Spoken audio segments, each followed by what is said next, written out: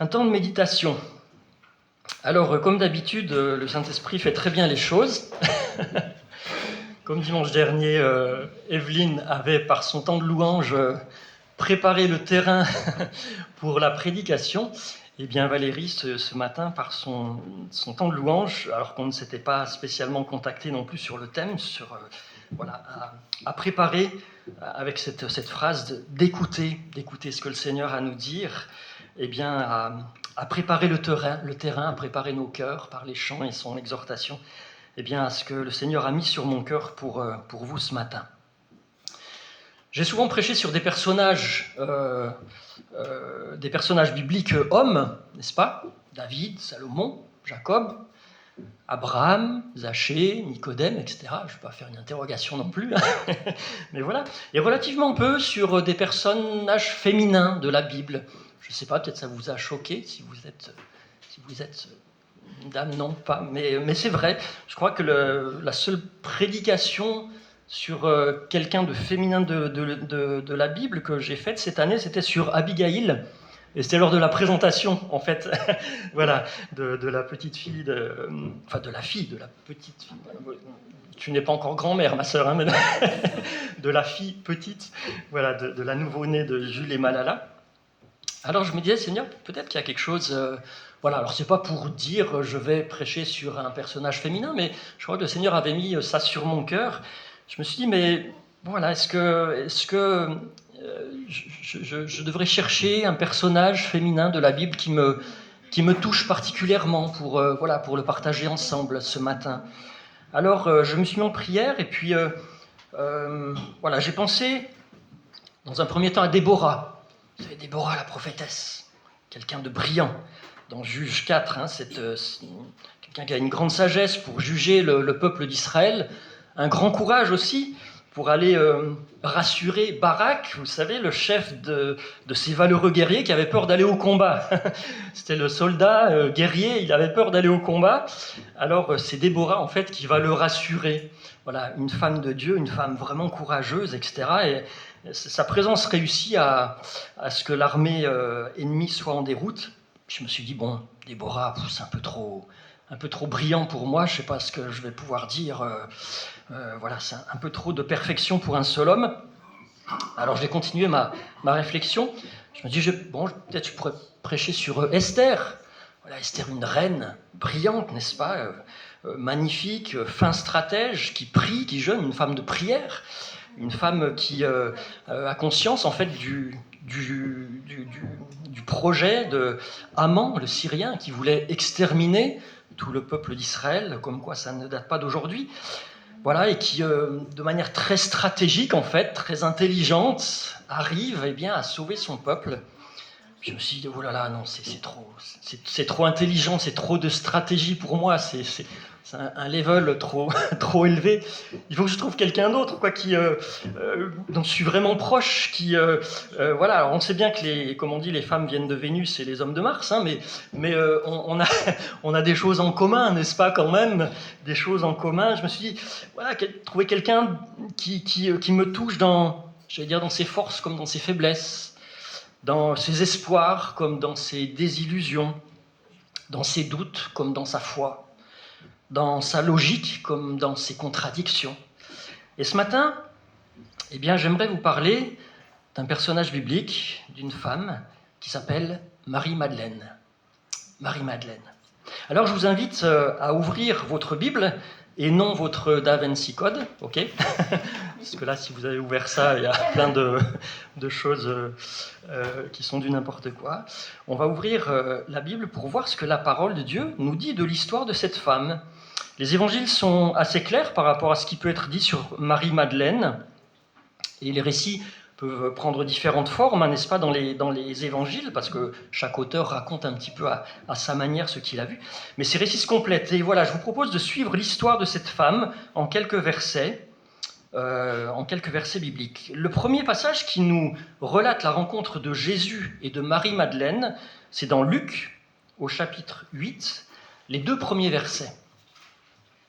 Il nous est dit, ensuite, Jésus allait de ville en ville et de village en village, prêchant et annonçant la bonne nouvelle du royaume de Dieu. Les 12 étaient avec lui, les 12 disciples, et quelques femmes qui avaient été guéries d'esprits malins et de maladies. Marie, dite de Magdala, de laquelle étaient sortis 7 démons. Marie-Madeleine, de qui étaient sortis 7 démons. C'est cash, hein. Voilà, et puis il y avait d'autres femmes, Jeanne, etc. Bref.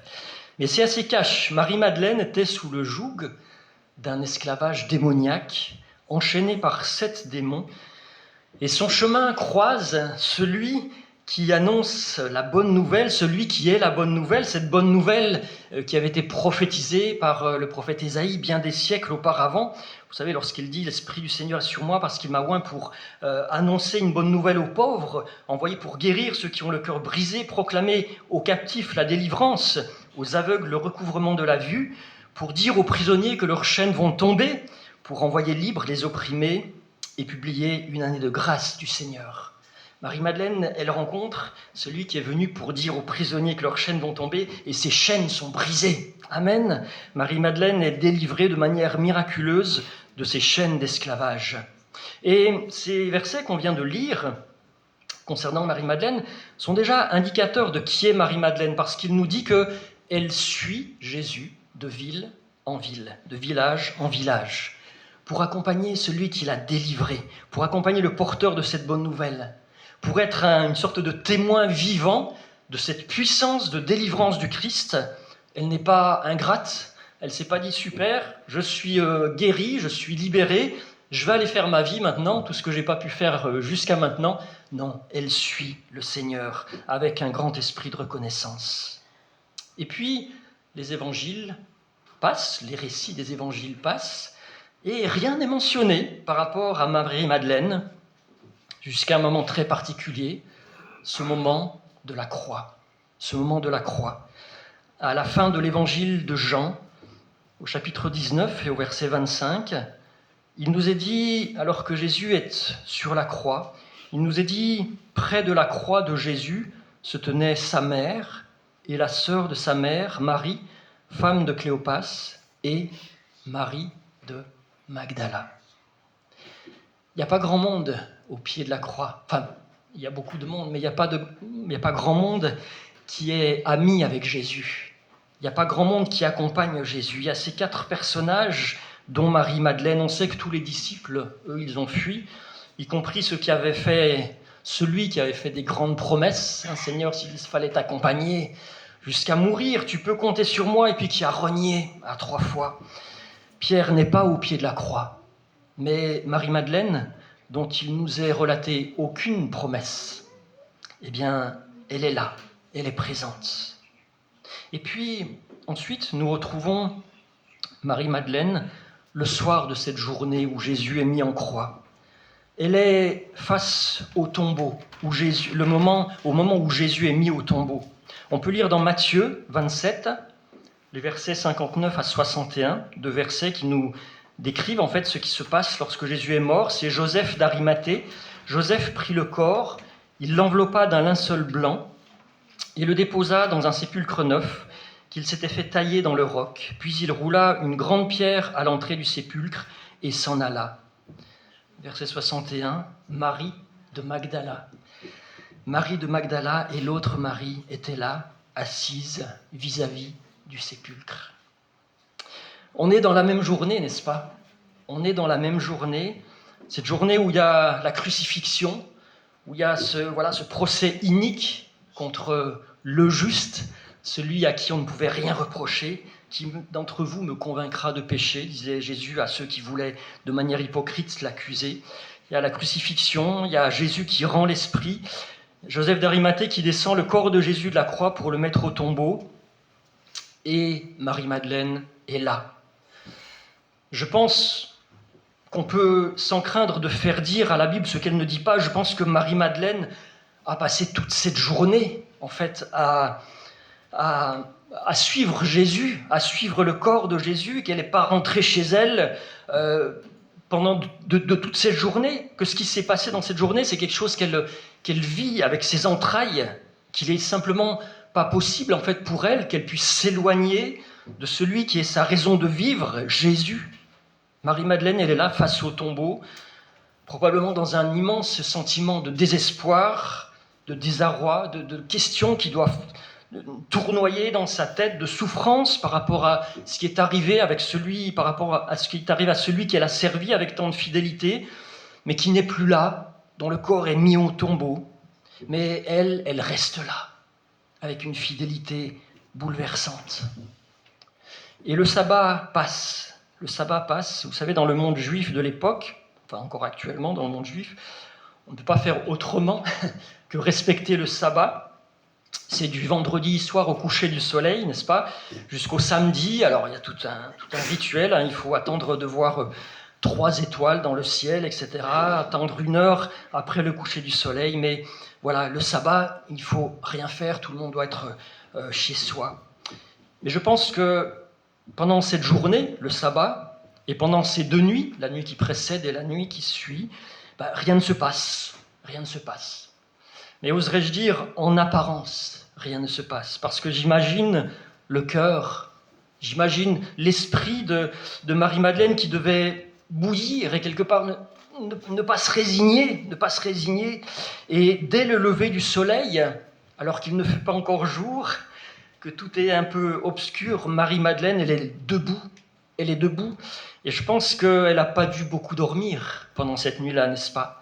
Elle est debout, elle est prête à laisser son cœur parler, et elle court, alors qu'il fait encore nuit, elle court en direction du tombeau. On peut lire, c'est encore l'apôtre Jean qui nous relate ça dans le chapitre 20. Il nous est dit, Jean 20, chapitre 20, les 2 premiers versets 1 et 2, il nous est dit, le premier jour de la semaine, Marie de Magdala se rendit au sépulcre dès le matin, comme il faisait encore obscur, et elle vit que la pierre était ôtée du sépulcre. Elle revient, elle courut vers Simon-Pierre et vers l'autre disciple que Jésus aimait, Jean, et leur dit, mais ils ont enlevé du sépulcre le Seigneur, et nous ne savons où ils l'ont mis. Et puis, un peu plus loin dans ce même chapitre, on reprend la lecture à partir du verset 11. Elle a dû revenir, en fait, au sépulcre. Il nous a dit, cependant, Marie, c'est Marie de Magdala, se tenait dehors, près du sépulcre, et elle pleurait. Comme elle pleurait, elle se baissa pour regarder dans le sépulcre, et elle vit 2 anges vêtus de blanc, assis à la place où avait été couché le corps de Jésus, l'un à la tête et l'autre aux pieds. Ils lui dirent, « Femme, pourquoi pleures-tu » Elle leur répondit, « Parce qu'ils ont enlevé mon Seigneur, et je ne sais où ils l'ont mis. » En disant cela, elle se retourna, et elle vit Jésus debout. Mais elle ne savait pas que c'était Jésus. Jésus lui dit, « Femme, pourquoi pleures-tu ?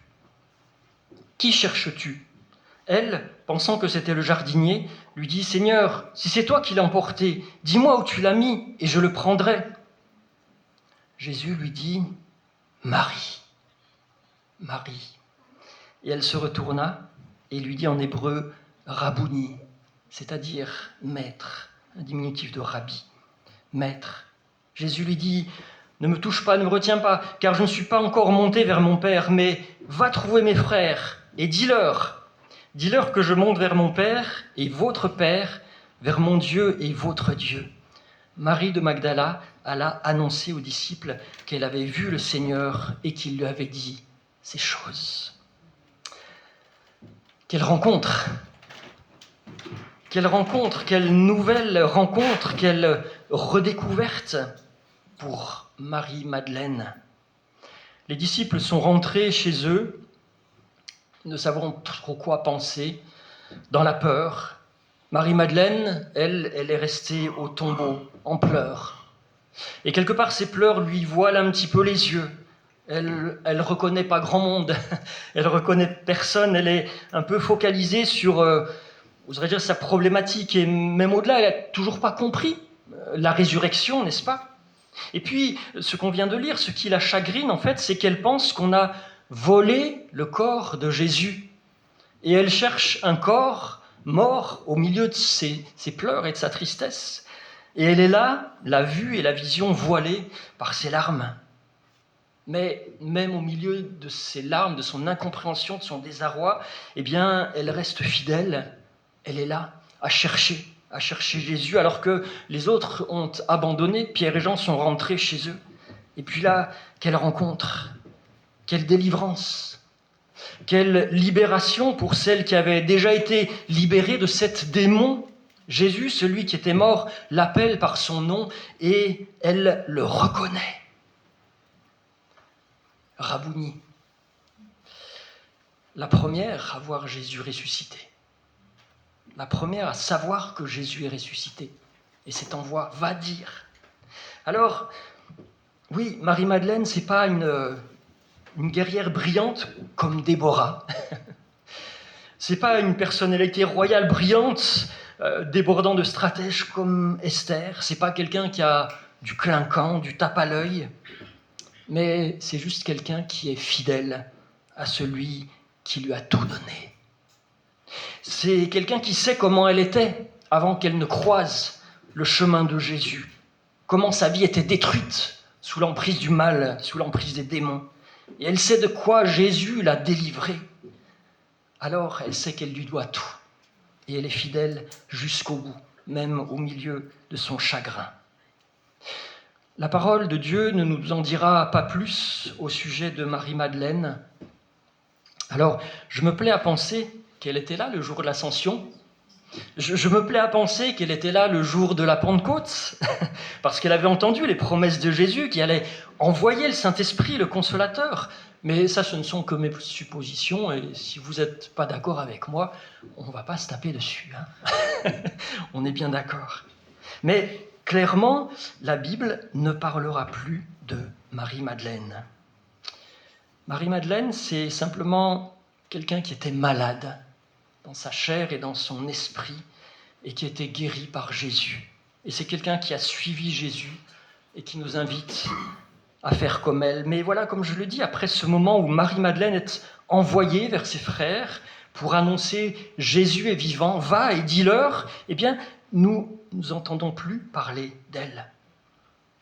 Point final. Et du coup, l'homme qui préfère souvent le fantastique, l'exploit, ce qui frappe l'œil à la simple fidélité, est parti sur des tas de suppositions. Vous savez, ce que je dis souvent, c'est, on dit dans la Bible, moi, ce qui m'embête, c'est pas ce que je comprends pas. Il y a pas mal de choses que je comprends pas dans la Bible. Des choses, voilà, le Saint-Esprit nous éclaire au fur et à mesure et on a besoin de plus de notre vie pour tout comprendre. On comprendra tout quand on sera au ciel. Ce qui m'embête, c'est pas ce que je comprends pas dans la Bible. Ce qui m'embête, c'est ce que je comprends. Parce que avec ce que je comprends, il y a suffisamment de travail pour moi pendant toute ma vie. Et j'ai suffisamment de choses à travailler sur le chemin de la sanctification, voilà, pour toute ma vie. Mais là, dans cette histoire de Marie-Madeleine, eh bien, l'être humain, certains théologiens, je ne sais pas si on peut les appeler théologiens, mais bref, qui ont préféré partir dans des sortes de délires, pardonnez-moi l'expression si je vous choque, mais dans des délires par rapport à Marie-Madeleine. Il y a eu... Bon, je ne veux pas montrer du doigt, mais voilà, une certaine église qui a réuni, par exemple, en une seule histoire, vous savez, cette histoire de la femme prostituée qui lavait avec ses larmes les pieds de Jésus, et qui les essuyait avec ses cheveux, et qui a dit que c'était Madeleine, Marie-Madeleine, la même femme, alors que rien dans la Bible nous permet de faire ce lien. Il y a eu d'autres penseurs, allez, je ne vais pas utiliser le mot de théologien, mais des penseurs qui ont affirmé que voilà, Marie-Madeleine qui était délivrée de 7 démons, c'était les 7 péchés capitaux, que donc c'était une grande pécheresse, etc. Elle n'était pas plus pécheresse que chacun d'entre nous, et elle avait simplement besoin de rencontrer le Seigneur qui l'a libérée. D'autres sont allés encore beaucoup plus loin, ils en ont fait la maîtresse, la femme de Jésus, en écrivant même un évangile. Il y a l'évangile apocryphe de Philippe, voilà, qui en a fait la femme de Jésus avec une descendance quasi certaine. Enfin bon, vous voyez. Il y en a même, voilà, enfin on ne va pas passer la journée dessus, hein, mais je finis avec ça. Certains qui ont affirmé que Marie-Madeleine était partie en mission et qu'elle serait venue jusque dans le sud de la France parce que Jésus l'aurait chargée d'un message particulier qu'il n'aurait pas donné aux autres, voyez. Et vous pouvez aller dans la basilique Saint-Maximin, en Provence, il y a ces reliques, enfin ces pseudo-reliques, voilà. Vous voyez, quand on ne veut pas simplement lire la parole en toute simplicité et puis l'écouter et la mettre en pratique, on peut partir dans des délires parce qu'on a quelquefois du mal à supporter la simplicité du message de l'Évangile. La simplicité. Et on préfère prendre des choses plus compliquées, perdre du temps avec des choses compliquées, plutôt que d'avancer simplement avec la parole de Dieu. Simplement, c'est quoi? C'est que Jésus nous libère et que notre attitude logique, en réponse à cette libération, à cette liberté que Jésus nous donne, c'est que nous soyons consacrés à son service, non pas dans un esprit de contrainte, mais simplement parce que, comme Jésus disait, c'est de l'abondance du cœur que la bouche parle. Jésus, tu m'as tellement donné, tu m'as donné la vie, tu m'as donné une nouvelle vie, un nouveau cœur. Voilà, et avec ce cœur nouveau, ce cœur de chair, alors que j'avais un cœur de pierre, avec ce cœur de chair, je veux passer ma vie à te servir et à t'écouter.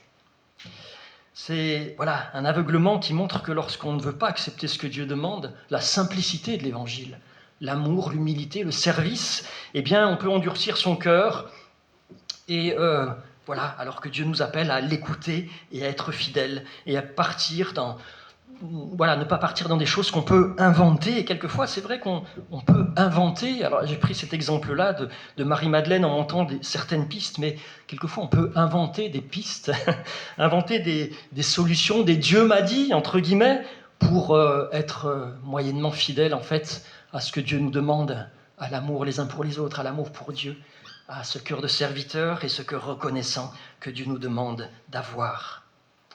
Est-ce que on invente des choses au lieu d'être fidèle en toute humilité à ce que Dieu nous demande? Je reviens à Marie-Madeleine et simplement à ce que la Bible nous en dit. Elle est là dans le jardin face au tombeau, dans une situation qui montre en fait qu'elle n'a pas bien tout compris, n'est-ce pas? Dans une situation où un petit peu tout la dépasse. Et je pense à sa phrase dite aux deux anges. Elle leur dit « Ils ont volé mon Seigneur et je ne sais où ils l'ont mis ». Et puis, c'est ce qu'elle court dire aux disciples. Elle dit, ils ont enlevé du sépulcre le Seigneur, et nous ne savons où ils l'ont mis. Et je m'imaginais, je me disais, mais si j'avais été là le jour où Marie-Madeleine, ou si elle m'avait dit ça, par exemple à moi, qui aurait été dans le jardin, j'aurais eu envie de lui dire, mais Marie-Madeleine, qu'est-ce que ça change que tu sois plus en possession d'un corps mort ? Qu'est-ce que ça aurait changé en fait de voir la pierre scellée et de dire Jésus est toujours dans le tombeau? Qu'est-ce que ça aurait changé? Et qu'est-ce que ça changerait si tu retrouvais le corps de Jésus mort? Réfléchis un petit peu, Marie-Madeleine. C'est facile de voir chez les autres ce qui ne va pas. C'est facile de manquer de compassion. Enfin, je parle pour moi. Vous, je ne sais pas, je ne me permettrai pas je ne vois pas ce qui se passe dans votre cœur, il n'y a que Dieu qui le sait, mais combien notre cœur peut être dur combien mon cœur peut être dur par rapport à l'autre. Et c'est vrai que Marie-Madeleine réfléchit seulement avec son intelligence humaine. Elle voit simplement avec ses yeux humains. Et même si elle a vu beaucoup de miracles, n'est-ce pas, en accompagnant Jésus, et le premier miracle qu'elle a vécu, c'est cette délivrance de ses démons, elle n'a pas cette vue, cette vision spirituelle, cette vision éclairée que seul le Saint-Esprit peut donner. Mais on ne peut pas lui reprocher, entre guillemets, d'abord parce qu'on n'a aucun reproche à faire, mais aussi parce que le Saint-Esprit n'était pas encore donné, la Pentecôte est arrivée après. Mais c'est vrai que nous, on voit souvent chez les autres ce qui ne va pas, n'est-ce pas? Et, je pense qu'on a tous un peu du travail, un peu, beaucoup, moyennement, passionnément, à la folie, pas du tout, je ne sais pas. Mais on a tous, je pense, quand même, du travail quant à notre compassion. Je ne sais pas ce que vous en pensez. Et Jésus voit aussi chez les autres, n'est-ce pas, chez chaque être humain, ce qui ne va pas. Il le voit chez moi, il le voit chez vous. Et il le voit avec une immense compassion. Il ne vient pas nous dire, comme j'aurais pu le dire à Marie-Madeleine, mais qu'est-ce que ça change que tu attendes ça? Qu'est-ce que ça pourrait bien changer de ta vie d'avoir ça? Mon pauvre, mais réfléchis 3 minutes. Qu'est-ce que ça change? Qu'est-ce que ça change? C'est la question que moi j'aurais posée à Marie-Madeleine. Non, il ne dit pas qu'est-ce que ça change. Il vient à la rencontre de Marie-Madeleine de manière magistrale, il intervient. Et comment est-ce qu'il intervient? Il l'appelle par son nom, par son nom. Marie, Marie, je te connais. Marie, je sais tout de toi. Et je vais relire un verset que Valérie a déjà lu dans Jean 10, 3, en parlant du bon berger. Le bon berger, il appelle les brebis par leur nom, les brebis qui lui appartiennent. Il les conduit dehors. Lorsqu'il a fait sortir toutes ses propres brebis, il marche devant elles. Et les brebis le suivent parce qu'elles connaissent sa voix. Elles connaissent sa voix. Amen. Jésus l'appelle Marie et Marie. Elle reconnaît la voix du bon berger.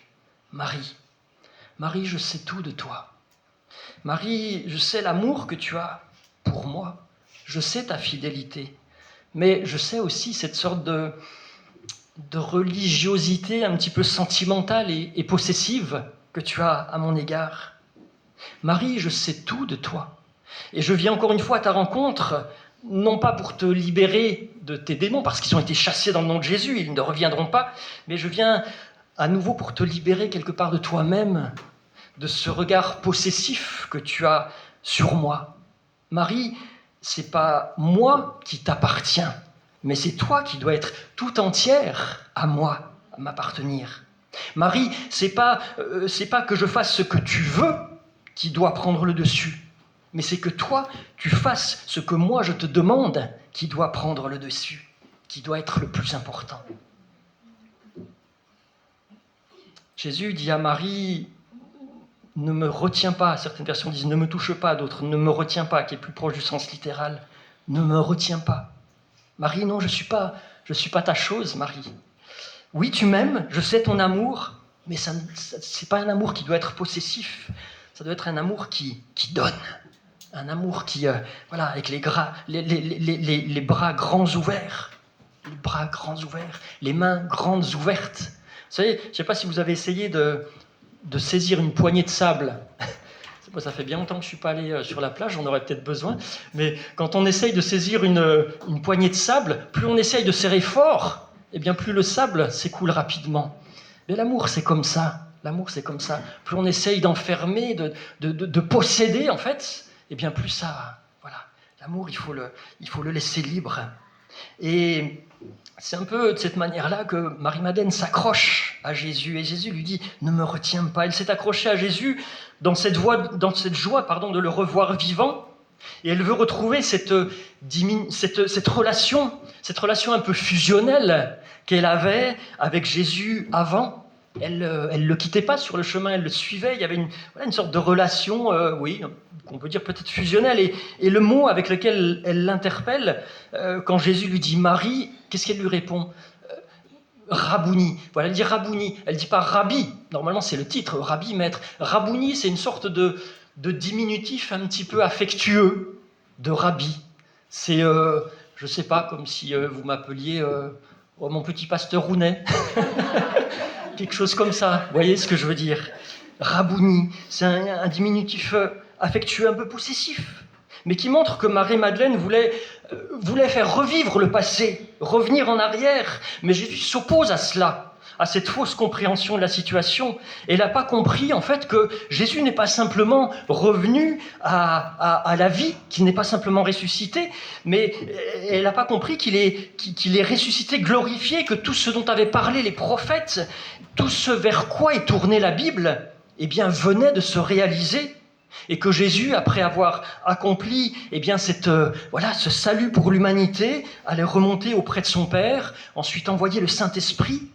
Alors, Marie, non, ne me retiens pas, Marie. Mais écoute-moi, écoute-moi, Marie. Va annoncer la bonne nouvelle. Va annoncer cette bonne nouvelle qui va bouleverser le monde entier.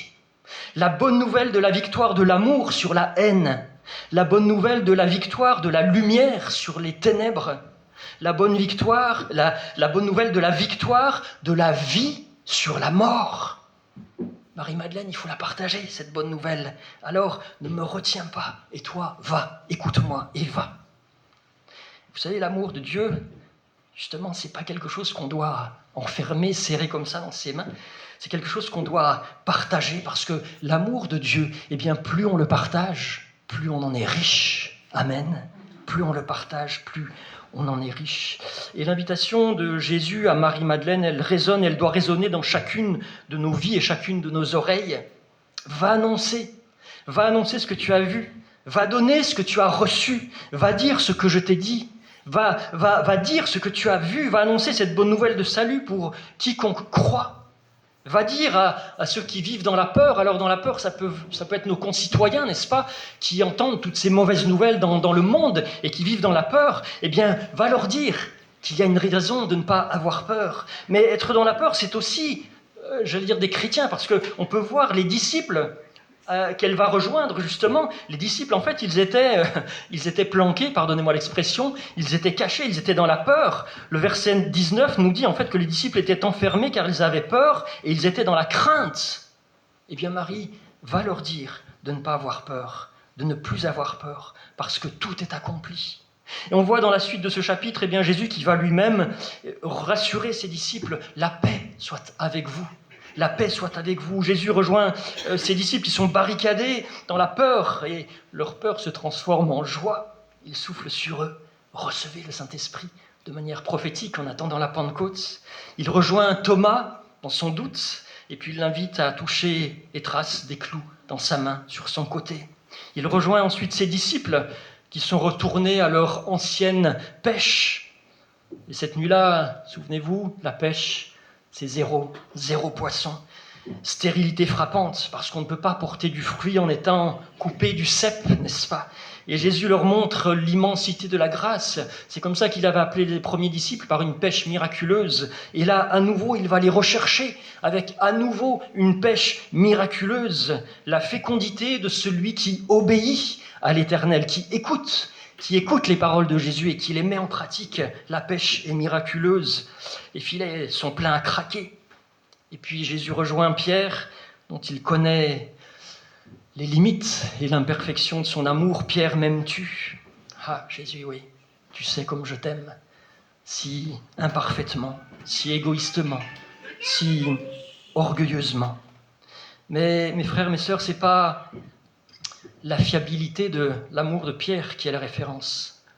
Et ce ne sont pas les émotions de Marie-Madeleine qui sont la référence.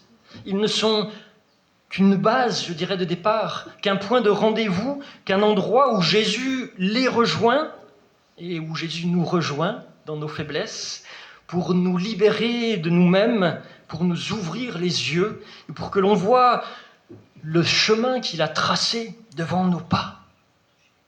Alors, oui, j'ai choisi Marie-Madeleine qui est pas Déborah, qui est pas Esther, mais qui est quelqu'un qui a réalisé que sans Jésus, elle ne peut pas vivre. Et c'est quelqu'un qui est fidèle jusqu'au bout, quoi qu'il lui en coûte, même s'il y a des choses qu'elle n'a pas comprises, même s'il y a une grande faiblesse, même si elle semble perdre les pédales face à tous ces événements, eh bien, elle reste fidèle. Elle reste fidèle. Est-ce qu'on reste fidèle lorsque toutes les circonstances partent dans tous les sens dans notre vie ? Marie-Madeleine, elle a cette assurance que, comme nous l'avons lu dimanche dernier dans le psaume 34, quand un malheureux crie, l'Éternel entend et il le sauve de toutes ses détresses. Amen. Et puis probablement aussi qu'elle se souvient de certaines phrases prononcées par Jésus après qu'il l'ait délivré de ces démons qui la tourmentaient, notamment cette magnifique phrase où Jésus parle des petits oiseaux. Dans Luc 12,7, il dit « Vous valez bien plus que beaucoup de oiseaux, que beaucoup de petits oiseaux, et aucun d'eux n'est oublié devant Dieu. » Alors, probablement qu'elle se disait qu'au fond de son cœur, si elle valait plus qu'un petit oiseau, Dieu n'allait pas l'oublier. Et au-delà de ces larmes, il y a ce cœur qui est un peu comme un lumignon qui fume. Mais vous savez que Dieu n'éteint pas le lumignon qui fume encore. Et j'ai choisi cette histoire parce qu'au-delà de la foi et de la fidélité de Marie-Madeleine, ce qui me touche en fait, c'est l'attention de Jésus. Cette attention qu'il a à l'égard de Marie-Madeleine. Jésus qui vient dans un premier temps pour la délivrer, premièrement des démons qui la tourmentaient, et puis ensuite d'elle-même, pour la délivrer d'elle-même, pour lui dire « Regarde ailleurs qu'à toi-même. Regarde ce chemin que je trace devant tes pas. Regarde ce que j'attends de toi. Marie-Madeleine, je veux que tu ailles. Tu es sauvée, non pas pour rester cloisonnée bien confortablement, j'allais dire dans ton église, ça peut s'adresser à chacun d'entre nous, mais tu es sauvée pour servir, pour aller sur le chemin et pour proclamer. Et cette valeur que Marie-Madeleine a aux yeux de Dieu, eh bien, c'est la valeur que chacun d'entre nous, nous avons aux yeux de Dieu. Chacun d'entre nous, nous avons cette valeur aux yeux de Dieu. Jésus qui vient nous délivrer, dans un premier temps, voilà, de ce qui nous retient captifs, de nos chaînes d'esclavage, du péché, qui vient briser par son sang, qui nous purifie de tout péché. Et peut-être ce matin, bien certains sont venus avec des chaînes d'esclavage qui vous retiennent captifs. Peut-être votre vie, il y a des endroits qui sont détruits par l'œuvre du diable, par l'œuvre de Satan qui est venu pour dérober, égorger, détruire. Mais Jésus dit à chacun qu'il est venu afin que ses brebis aient la vie et qu'elles soient dans l'abondance. Si vous êtes la brebis du Seigneur, il vaut que votre vie soit dans l'abondance, pas dans la peur, dans l'abondance. Ou peut-être que vous connaissez Jésus depuis longtemps, que vous avez déjà vécu des délivrances dans votre vie, que vous avez vu Jésus à l'œuvre dans vos vies, mais aujourd'hui vous êtes peut-être un peu dépité avec des questions qui résonnent sans réponse, à cause de différentes circonstances qui, dans votre vie, n'ont pas de sens, des directions que vous n'avez pas compris. Et que vous dites, mais Jésus a disparu. Jésus a disparu, je ne sais où il est. Je ne sais où ils l'ont mis. Où ont-ils mis Jésus? Mais vous, où avez-vous mis Jésus? Dans quel cadre de votre vie avez-vous mis Jésus? Ce que vous attendez de Jésus, est-ce que c'est ce qu'il rentre dans votre schéma de pensée, qu'il exauce toutes vos prières pour que vous viviez selon ce que vous avez décidé de vivre? Ou est-ce que vous êtes plutôt à l'écoute de ce que Jésus vous demande, de ce qu'il attend de vous? Jésus dit, ne me retiens pas. Est-ce que vous cherchez à retenir Jésus pour qu'il rentre dans votre cadre, dans votre cadre de vie, dans votre cadre de pensée? Où ont-ils mis Jésus aujourd'hui? Jésus veut te poser cette question, mais où tu m'as mis aujourd'hui? Où suis-je dans ta vie? Où suis-je dans ta vie? Parce qu'il veut, eh bien, tout à nouveau revenir, et c'est un travail qui peut durer tout au long de notre vie chrétienne pour nous débarrasser, en fait, de ce qui veut encombrer notre marche chrétienne, notre cadre de vie qui est quelquefois devenu notre vision étriquée, pour nous donner cette vie en abondance et ces projets de bonheur qu'il a pour chacun d'entre nous. Alors, aujourd'hui encore, Jésus interpelle, il appelle chacun par votre nom, par votre nom. Je sais tout de toi, je sais tout de toi, et je viens encore ce matin pour te montrer ce que j'attends de toi, pour que tu saisisses à pleine main eh bien, la réalité de ma présence dans ta vie, et pour que tu sois porteur de cette bonne nouvelle, que tu as à dire aux autres, je l'ai vu, il est vivant, il est tout-puissant, il a vaincu la mort, il a vaincu le péché, il veut que tu sois libre, libéré de tes chaînes d'esclavage du péché. Et Jésus appelle chacun d'entre nous ce matin pour que nos yeux s'ouvrent, comme les yeux des aveugles se sont ouverts, comme les yeux des disciples sur le chemin d'Emmaüs se sont ouverts aussi et qu'ils ont réalisé que c'était Jésus. Jésus nous rejoint peut-être, oui, dans certaines circonstances, au milieu des larmes, mais il nous rejoint pour une vie en abondance, amen, pour une énergie retrouvée, pour que l'on puisse aller, comme Marie-Madeleine, courir sur le chemin et proclamer « Jésus est vivant ». Il m'a délivré, il m'a ouvert les yeux spirituels, il m'a délivré de mes chaînes d'esclavage, il a séché mes larmes et il m'envoie pour vous dire que tout est accompli. Amen. La grâce, c'est la main de Dieu qui donne. La grâce, c'est la main de Dieu qui donne. Et la foi, à laquelle nous sommes tous appelés, la foi, c'est la main de l'homme qui s'ouvre pour recevoir la grâce de Dieu. Ce matin, eh bien, la grâce, la main de Dieu est tendue vers chacun d'entre nous. Est-ce que vous voulez avoir une main fermée sur vos petits projets pseudo-spirituo-matérialistes, égoïstes, ou est-ce que vous voulez ouvrir votre main pour recevoir la grâce que Dieu veut vous donner et que vous puissiez entrer dans ces œuvres préparées d'avance pour que nous les pratiquions, faire la volonté de Dieu. Amen.